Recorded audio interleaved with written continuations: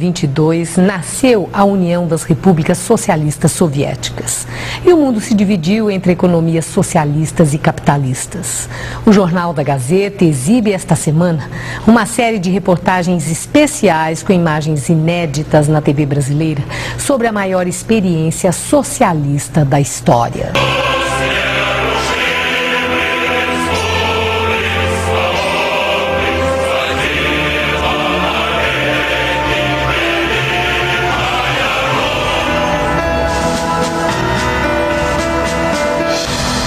Vladimir Ilyich Ulyanov, celebrizado mundialmente como Lenin, sonhava livrar o povo russo da opressão do regime czarista e via no socialismo uma forma de alcançar esse objetivo. Sem Lenin não teria havido a revolução, não deve ser interpretado no sentido de a revolução dependeu de um acaso, ou seja, um dia nasceu um sujeito chamado Vladimir Ilyich Ulyanov, certo? E se não tivesse nascido, não teria havido Revolução Russa. Não se deve pensar dessa maneira. Para o professor, mesmo que Lenin não tivesse existido, alguma revolução teria ocorrido, ainda que com outra liderança. Lenin tinha um temperamento forte e pavio curto. Raramente sorria. Estava sempre ocupado demais, estudando uma forma de fazer a transição do autoritário regime czarista para um sistema político-econômico moderno e democrático. O sonho acabou levando o jovem à prisão na Sibéria diversas vezes antes da Revolução de 1917.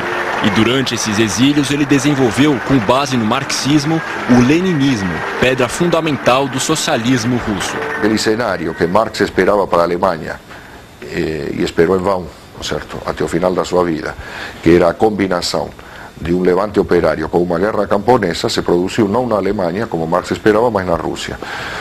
Marx dizia que essa era a combinação invencível. Depois da Revolução de 1917, a Rússia mergulhou numa guerra civil.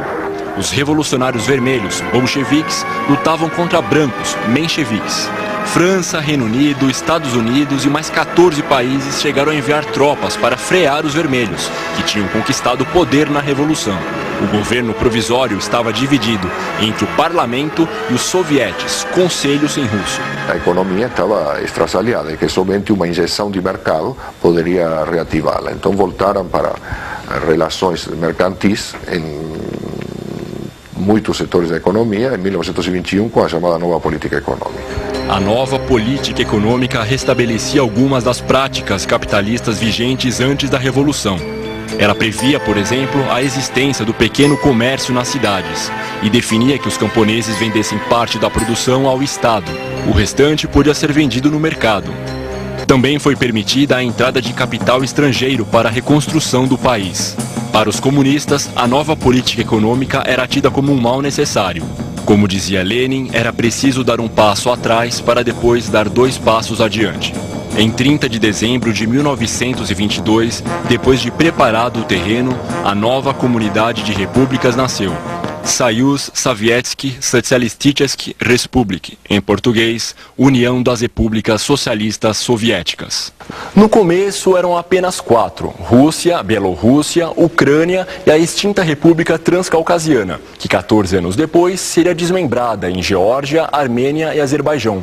Ao longo das 2 décadas seguintes, novas repúblicas foram surgindo, algumas por divisão de território e outras por anexação, como Estônia, Letônia e Lituânia. No total, o número de repúblicas socialistas soviéticas chegou a 15. A ideia era que qualquer uma a adesão dessas repúblicas à União Soviética era voluntária e o próprio nome do país era um convite à Revolução Europeia e Mundial. Mesmo depois de se tornar o primeiro dirigente soviético, Lenin optou por dormir num quarto do Kremlin destinado a empregados. Ele tinha horror à ideia de se transformar num mito. Dizia gostar de ser reconhecido como um ser humano comum, com sonhos, qualidades e defeitos. Tinha úlcera, enxaqueca e insônia. Nos últimos 2 anos de vida, sofreu uma série de derrames que o deixaram inválido. Aos 54 anos, apenas 2 anos depois da formação da União Soviética, morreu o revolucionário que pela primeira vez trouxe o socialismo dos livros para a realidade.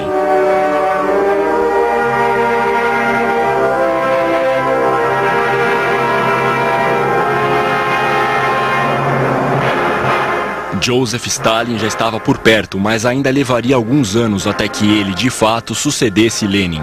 O corpo do líder soviético foi mumificado. A técnica usada é segredo de Estado e deve garantir uma sobrevida de pelo menos mais 100 anos aos restos de Lenin. O homem que ousou acreditar no sonho de uma sociedade igualitária não imaginava que ela duraria tão pouco e que terminaria tão longe da perfeição que ele havia planejado. Lenin continua dormindo na Praça Vermelha, em Moscou, mas já faz muito tempo que o sonho acabou.